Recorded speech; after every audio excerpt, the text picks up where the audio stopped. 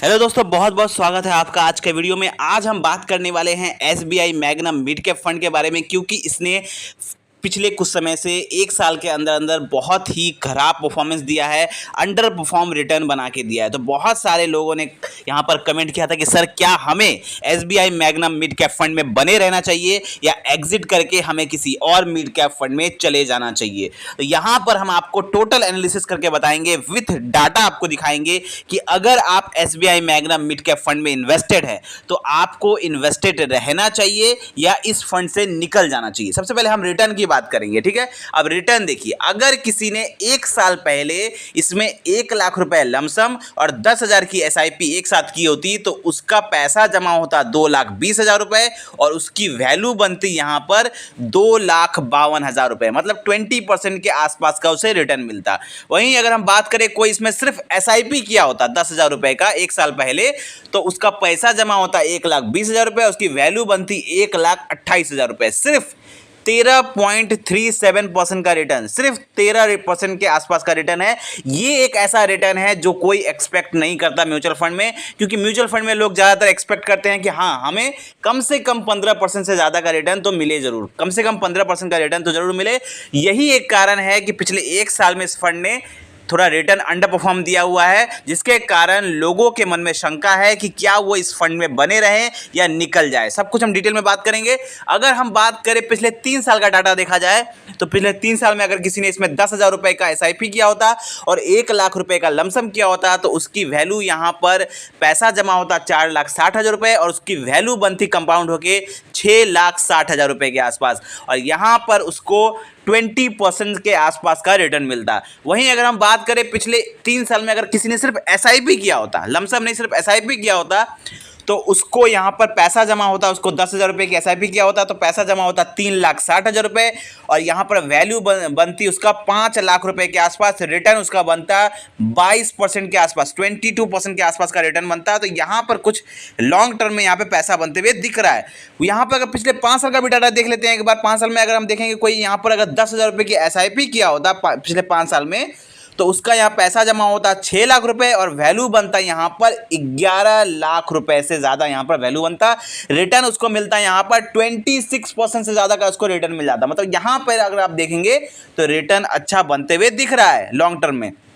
वहीं अगर हम बात करें 10 साल का डाटा देखा जाए तो अगर 10 साल पहले किसी ने 1 लाख रुपए का लमसम और 10,000 रुपए की एसआईपी की होती तो उसको 18% का रेट ऑफ रिटर्न मिलते हुए उसका यहाँ पे पैसा जमा होता 13 लाख रुपए, उसका वैल्यू बनता 36 लाख रुपए के आसपास, एक अच्छा खासा वैल्यू बनता है यहाँ पर।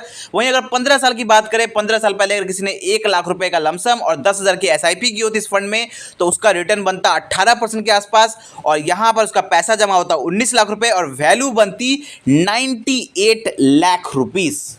98 लाख रुपए उसका बन जाता है 18% के आसपास का रिटर्न के हिसाब से।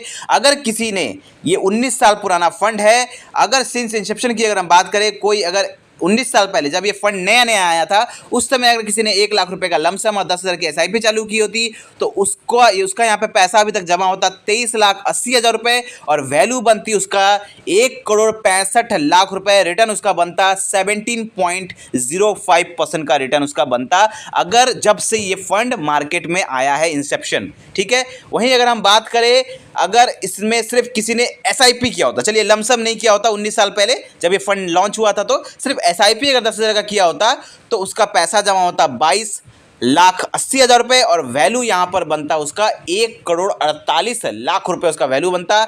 यहां पर उसका रिटर्न उसको मिलता 17.25% का। तो रिटर्न की बात करें तो ऐसा नहीं है कि इस फंड ने पैसा नहीं बना के दिया है, इस फंड ने पैसा बना के दिया है, लेकिन पिछले एक साल में इस फंड ने अंडर परफॉर्म किया है। यही एक कारण है कि लोगों के मन में शंका है कि क्या हमें इस फंड में इन्वेस्टेड रहना चाहिए या इस फंड से निकल जाना चाहिए। तो मैं आप लोगों को एक चीज बता दूं कि पिछले कुछ समय में इस फंड ने जरूर खराब परफॉर्मेंस दिया, लेकिन लॉन्ग टर्म में इस फंड ने पैसा बना के दिया है। तो दो यहां पर बात हो सकती है, एक हो सकती है न्यू इन्वेस्टर के लिए, एक हो सकती है पुराने इन्वेस्टर के लिए। जो लोग नए इन्वेस्टर है, ध्यान रहे, जो लोग नए इन्वेस्टर है और मिड कैप कैटेगरी में इन्वेस्ट करना चाहते हैं वो लोग इस फंड से बचना चाहिए उन्हें अभी, क्योंकि फिलहाल इस फंड का परफॉर्मेंस उतना अच्छा नहीं है जितना मिड कैप कैटेगरी में इसका होना चाहिए।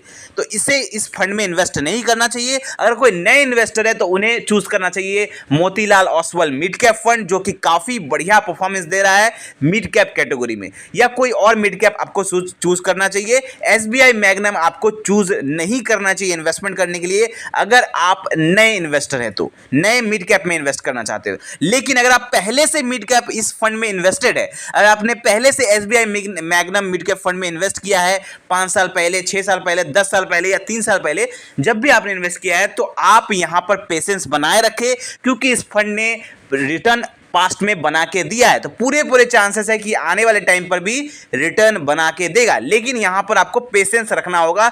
म्यूचुअल फंड में आपको यहां पर धैर्य रखना होगा। पैसा बना के अगर आपको इन्वेस्टेड रहेंगे तो पैसा जरूर बनेगा लॉन्ग टर्म में, लेकिन यहां पर धैर्य बना के रखना होगा। और नए इन्वेस्टर है तो आप डेफिनेटली इस फंड से बच सकते हैं। आप यहां पर इस फंड के अल्टरनेटिव आप Motilal Oswal mid cap fund या किसी और मिड कैप फंड में जा सकते हैं। तो आई होप आपको ये वीडियो अच्छा लगा होगा। कोई भी डाउट है, कोई क्वेश्चन है तो कमेंट करें। मिलते हैं कल एक और वीडियो के साथ। थैंक यू, धन्यवाद।